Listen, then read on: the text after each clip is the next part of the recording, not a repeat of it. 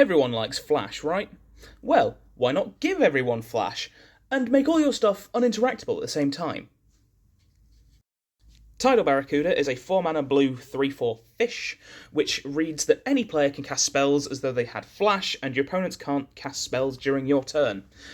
Now, take your Leylines of Anticipation or your Vidalcan Orreries, dial up the chaos factor by 3, add in a wild protection effect that's kind of like Grand Abolisher, and you get Tidal Barracuda. This is one of those wonderful cards that can fundamentally change the course of a Commander game, or the tides of it, if you will. But everyone being able to play any of their stuff at any time, but during your turns, makes a massive difference to how games play out.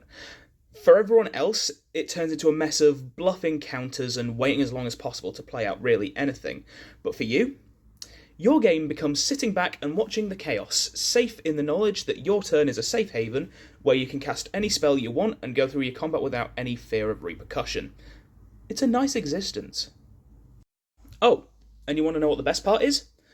Because this thing also gives such a big benefit to your opponents, oftentimes they're reluctant to remove it, especially if you aren't the threat, meaning that it often survives a turn cycle and you get your lovely turn of untouchability. And yes, I'm aware they can still activate abilities on your turn, but shush. Interactive abilities like that are still quite rare.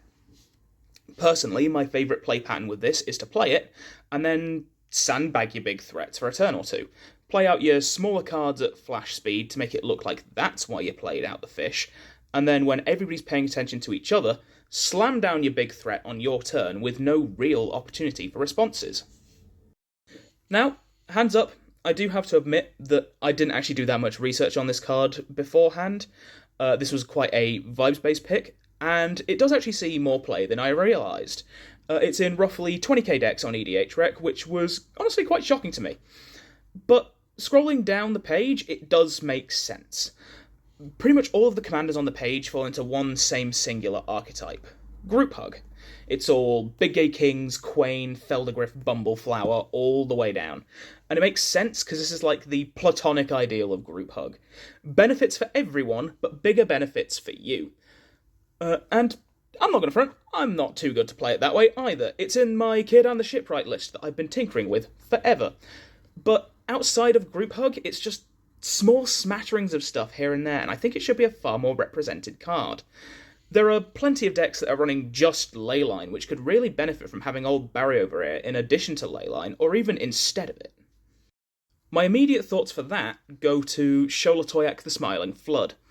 Cast a load of spells on your turn under Big Barry's protection effect, then Sholey untaps a load of stuff on your end step, ready to rumble for the flash speed round that's about to come up. I also very much advocate for the use of this in my beloved Omo. Once again, it's doing double duty, giving stuff like Titania's Command and Hour of Promise Flash, further breaks some already absurd cards, and then you factor in, say, uninteractable Genesis waves for 30, like Omo can easily achieve, and frankly gets to the point of farce. I'm even considering this for my Magnus the Red Polymorph deck, despite a lack of any token or Spellslinger synergy, just because it's that good. Big Barry here is truly a wonderful and ingenious card design, and so many more people should be playing it.